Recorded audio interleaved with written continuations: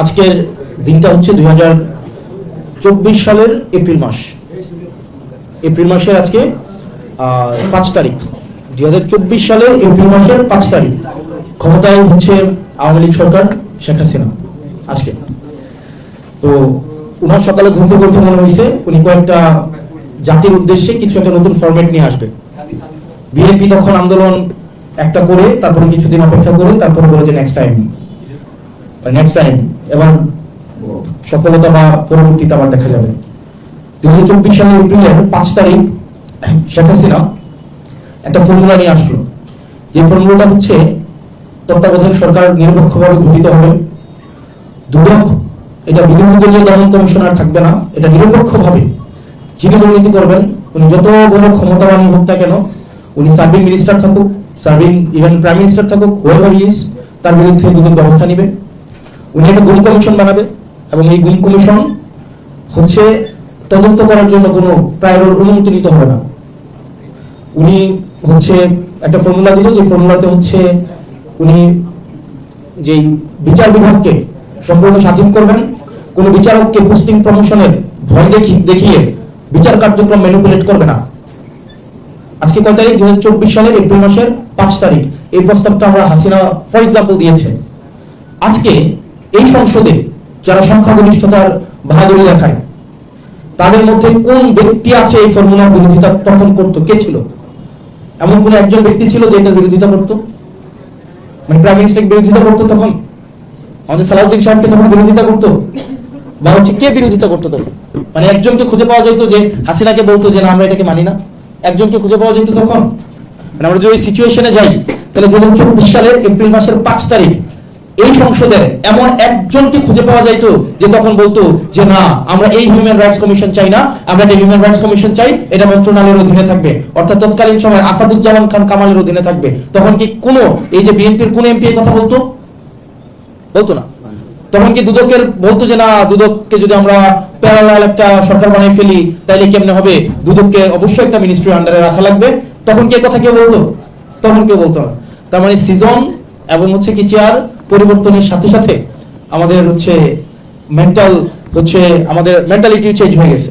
আমাদের গভর্নমেন্টের 2024 সালে এপ্রিল মাসে যে জিনিসটা জাতির জন্য প্রয়োগযোগ্য, বাস্তবায়নযোগ্য, সেটা 2026 সালে সংখ্যাগরিষ্ঠতার একটা ব্যাকআপ থাকার কারণে সেটা এখন জাতির জন্য কিন্তু অথবা নতুবার হচ্ছে বেড়াজাল এখন বন্দী হয়ে গিয়েছে। এই যে একটা গণবিদ্বেষী গণবিরোধী যে একটা অবস্থান নেওয়া,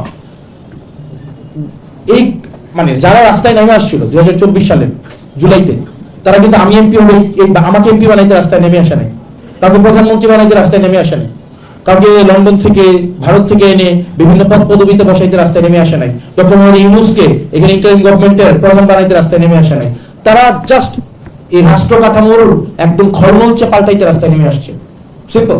কিন্তু আজকে নির্বাচনের পরে আমরা এইটার পুরো সিস্টেমের বিরুদ্ধে একটা অবস্থান নিলাম। এক্স্যাক্টলি আপনি তখনকার সময় আমরা সবাই যেটা চাইছি, বিএনপিও যেটা চাইছে যে হাসিনা এটা করুক, আজকে এটাই আমরা করছি না। আমরা একটা হিউম্যান রাইটস কমিশন বানাইতেছি এখন, এটা হচ্ছে মন্ত্রণালয়ের অধীনে থাকবে, অর্থাৎ আমাদের গ্রামের ভাষায় এটা কথা বলে আমরা বিড়ালকে দিচ্ছি মাছের নিরাপত্তার দায়িত্ব, মানে শুটকির পাহারা দিচ্ছি বিড়ালকে। আপনি এখানে দেখেন প্যাচটা কোথায়। আপনি হিউম্যান রাইটস কমিশনে আপনি এটা আইন মন্ত্রণালয়ের অধীনে রাখবেন। আমাদের জুলাই ফাইটার্সদের একটা ইন্ডিমনিটি দেওয়া হয়েছে না, এটা বিল আনছে, ইন্ডিমনিটি দেওয়া হয়েছে। মানে দেখেন বলা হইতেছে তাদেরকে ইন্ডিমনিটি দেওয়া হবে, কিন্তু এখানে যদি এই হিউম্যান রাইটস কমিশনের এই অধ্যাদেশটা যদি ল্যাপস করে প্রবলেমটা কোথায় হবে?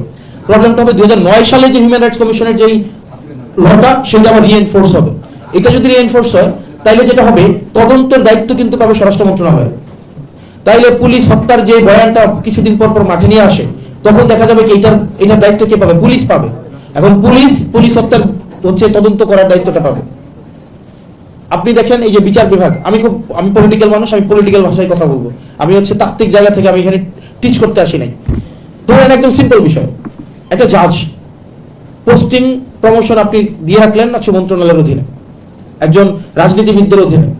জাজমেন্ট পছন্দ হয় নাই তাকে বান্দরবান পাঠাই দাও, জাজমেন্ট পছন্দ হয় নাই তাকে খাগড়াছড়ি পাঠাই দাও, জাজমেন্ট পছন্দ হয় নাই তাকে পটুয়াখালী, বিভিন্ন জায়গায়। এই যে স্থানান্তরের এই দায়িত্বটা যখন একজন রাজনীতিবিদদের কাছে থাকে তখন জাজমেন্ট যারা দেয়, যে জাজরা, এই ভয়টা কিন্তু একটা ক্যাটালিস্ট হিসাবে কাজ করে। আজকে এটাকে নিয়ন্ত্রণ করার ধরনের হচ্ছে মেকানিজম তৈরি করা হয়েছে। এখন সমস্যা হয়েছে, আমরা ক্ষমতায় থাকলে, ক্ষমতায় আসলে আমরা যে কালাকানুন, বিএনপির 31 দফার মধ্যে আছে কি সংস্কার পরিষদ গঠন করা হবে। গতকাল বলা হচ্ছে যে সংবিধান সংশোধন হয়, সংবিধান রহিত হয়, বাতিল হয়, কিন্তু সংবিধান সংস্কার হয় না। সংবিধান তখনই সংস্কার হয় যখন বিরোধী দলে থাকা যায়, অথবা যখন হচ্ছে রাস্তার মধ্যে নামা যায় না, যখন হচ্ছে বিদেশে পালাই থাকতে হয়, তখন অবশ্যই সংবিধান সংস্কার করা যায়। কিন্তু যখন সংখ্যাগরিষ্ঠ নিয়ে আমরা আবার হচ্ছে সংসদে আসবো, তখন আবার সংস্কার করা যায় না। দুদকের স্বাধীনতা আমার তখনই লাগবে যখন আমি বিরোধী দলে থাকবো। হিউম্যান রাইটস কমিশনের স্বাধীনতা আমার তখনই লাগবে যখন আমি বিরোধী দলে থাকবো। আমি সরকারি দলে আসলে আবার অবশ্যই এটা লাগবে না। মানে এই যে মনস্তত্ব নিয়ে আমরা আবার হচ্ছে কোন অন্ধকারের দিকে যাচ্ছে, এটা একটা অন্ধকারের দিকের যাত্রা। এবং আমার হচ্ছে আমি যেটা আমার ইনফারেন্স করি যেটা, সেটা হচ্ছে যে এই সিদ্ধান্তটা এটা ইজ কামিং ফ্রম সামহার এলস, যেটা আমরা আসলে এটা নৈপথ্য থেকে এটা আমাদেরকে আসলে এখন আমাদেরকে ভাবতে হবে, এটার ভিতরে আমাদেরকে যেতে হবে, যেটা আসলে সিদ্ধান্তটা কোন জায়গায়। আমরা ডক্টর মোহাম্মদ ইউনূসের সময়, আমাদের আওয়ামী লীগের সময় আমরা জানতাম সিদ্ধান্ত শেখ হাসিনা নেয়, ডিভোর্সের সিদ্ধান্ত শেখ হাসিনা নেয়, এখানে হচ্ছে পারিবারিক কলহ সিদ্ধান্ত শেখ হাসিনা নেয়, মানে সবকিছু, মানে একদম রাষ্ট্রের একদম টপ টু বটম সবকিছু সিদ্ধান্ত শেখ হাসিনা নেয়। অর্থাৎ আমরা ডিসিশন মেকিং সেন্টারটা আমরা জানতাম। ইউনূসের সময় এসে আমরা একটা সিদ্ধান্তহীনতায় দেখলাম আসলে সিদ্ধান্তটা কে নেয়। এটা কি মন্ত্রণালয় থেকে সিদ্ধান্ত হয়, ডক্টর ইউনূস সিদ্ধান্ত নেয়, আর্মি চিফ সিদ্ধান্ত নেয়, নাকি হচ্ছে ওই যে কি ডিপ স্টেট সিদ্ধান্ত নেয়, কে সিদ্ধান্ত নেয়, সেটা নিয়ে কিন্তু আমাদের একটা কনফিউশন ছিল। ঠিক একই ধরনের কনফিউশন কিন্তু এখন আমাদের তৈরি হচ্ছে, সিদ্ধান্ত কে নেয় মূলত। প্রাইম মিনিস্টারের সিদ্ধান্ত, প্রাইম মিনিস্টারের যেই হচ্ছে জেস্টার, তার যে ধরনের সোশ্যাল মিডিয়া স্ট্যান্ড, তার যে পিয়ার স্ট্যান্ড, এটা এক ধরনের মেসেজ আমাদেরকে দিচ্ছে। আবার সংসদে তার উপস্থিতি এক ধরনের মেসেজ দিচ্ছে, তার অ্যাক্টিভিটি এক ধরনের মেসেজ দিচ্ছে, তার মিনিস্টারদের অ্যাক্টিভিটি এক ধরনের মেসেজ দিচ্ছে। এই যে ধরেন বিভিন্ন ধরনের মেসেজগুলা, আসলে এটাকে একসাথে যদি আমরা করি তাইলে না মানে খুব সুখকর কোনো ধরনের মেসেজ আমরা পাই না। আসলে সিদ্ধান্তটা কে নেয়? তো দিন শেষে রাষ্ট্রের যে বেসিক বিষয়গুলো, আপনি বিএনপি হইতে পারেন, আপনি জামাত হইতে পারেন, আম হইতে পারেন, আপনি ডান হইতে পারেন, বাম হইতে পারেন, আপনি যা ইচ্ছা তা হইতে পারেন, কিন্তু রাষ্ট্রের যেই স্ট্রাকচারাল রিফরমেশনগুলো, যেগুলো আমাদের সবার প্রয়োজন, স্ট্রাকচারাল, আপনি যেই মতাদর্শী হন না কেন, কিন্তু স্ট্রাকচারাল যে রিফরমেশনগুলো আমাদের প্রয়োজন ছিল, আজকে এই সবগুলা থেকে বিএনপি সরে চলে আসছে। কারণ তাদের মেজরিটি আছে। মেজরিটি তো আমরা যতবারই মেজরিটি হয়েছে, ব্রড মেজরিটি সবসময় আমরা দেখছি রাষ্ট্রের বিপর্যয় ডেকে নিয়ে আসছে। 96 একই কাজ করছে, তত্ত্বাবধায়ক সরকার নিয়ে করলো, 2004 সালে একই ঘটনা করলো। এখন আওয়ামী লীগ তো মেজরিটির আমরা হচ্ছে দেখলামই, আর এখন আবার আমাদের নতুন করে শুরু হয়েছে। তো সেই জায়গা থেকে আমরা আসলে কি কারণে এই 2024 হয়েছিল, এটা হাসিনা তো ব্যক্তি না, এটা একটা আইডিয়া, এটা একটা সিস্টেম, এটার মধ্যে দিয়ে যে কেউ হাসিনা হইতে পারে। এটা এই সিস্টেমটা যদি বলবৎ রেখে আমরা হচ্ছে হাসিনা উৎপাদন পদ্ধতি, এই সিস্টেমটা যদি আমরা ইনট্যাক্ট রাখি, এখানে আমি হাসিনা হইতে পারি, আপনি হাসিনা হইতে পারেন, এখানে যে সার্ভ করতেছে সেও হাসিনা হইতে পারে। এটা একটা ক্যারেক্টার, অনেকগুলো ক্যারেক্টার মিলাই হচ্ছে হাসিনা। এটা তো কোনো হাসিনা, এটা সিঙ্গেল এন্টাইটি না, এটা অনেকগুলো আইডিয়ার একটা সমষ্টি হচ্ছে হাসিনা। তা আবার যদি এই সিস্টেমটাকে আমরা টিকায় রাখি, আবার তো আমাদের মধ্যে আবার কোনো না কোনোভাবে হাসিনা আবার পুনরুৎপাদন হবে।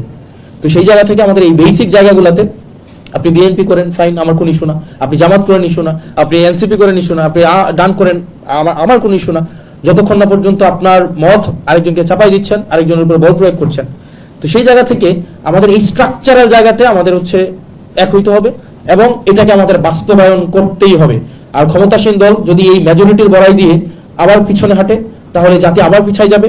আবার এই 24 আবার হচ্ছে এটাকে পুনর্মঞ্চায়ন করতে হবে।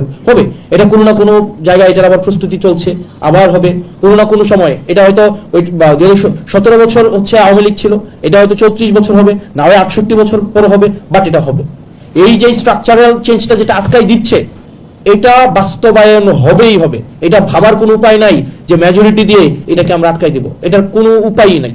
তো সেই জায়গা থেকে ক্ষমতাসীন দল যারা আছে তাদের প্রয়োজনে তারা 2024 সালের জুন মাসে, এপ্রিল মাসে, মে মাসে তাদের মনস্তত্ব কি ছিল সেইটার লিটমাস টেস্ট অনুযায়ী তাদের আসলে সিদ্ধান্ত নেওয়া উচিত। নচেত আমাদের দেশটা আবার পিছিয়ে যাবে এবং আমরা দিন শেষে হচ্ছে ক্ষমতার ভাগিদার হয়েছে, আমরা সুবিধাভোগী হয়েছি। দিন শেষে সাধারণ মানুষ এখান থেকে আসলে কোনো উপকার পায়নি। এটা এই নির্বাচন, এই হচ্ছে আমরা ফ্যাসিলিটেড হয়েছে, কিন্তু যারা রিয়েল হিরো এই এই এই এই পুরা স্ট্রাগলের, তারা কিন্তু দিন শেষে কিছুই পায় নাই। তারা একটা রাষ্ট্র চাইছিল, যে রাষ্ট্রটা হচ্ছে কি আর কাউকে বাসা থেকে তুলে নিয়ে হচ্ছে নাই করে দেওয়া হবে না। চিন্তা করেন একটা ফ্যামিলি, উনি জানে না ওনার হাজবেন্ডের জন্য উনি কি মৃত্যুবার্ষিকী পালন করবে নাকি উনি আবার ফেরার অপেক্ষা করবে। মানে এর থেকে বাজে ফিলিং আর কিছু হইতে পারে? মানে উনি কি কিসের জন্য দোয়া করবে? ওনার হাজবেন্ড, এটা গুম হওয়া একটা ফ্যামিলি, ওনার হাজবেন্ড নিয়ে গেছে, উনি কি মৃত্যুবার্ষিকীর জন্য উনি কি ওই যেদিন নিয়ে গেছে ওই দিন উনি মৃত্যুবার্ষিকী পালন করবে, না উনি ওনার হাজবেন্ডের ফেরার অপেক্ষা করবে? মানে উনি জানেন না, মানে এর থেকে মানে বাজে ফিলিংস আর পৃথিবীতে কিছুই হইতে পারে না।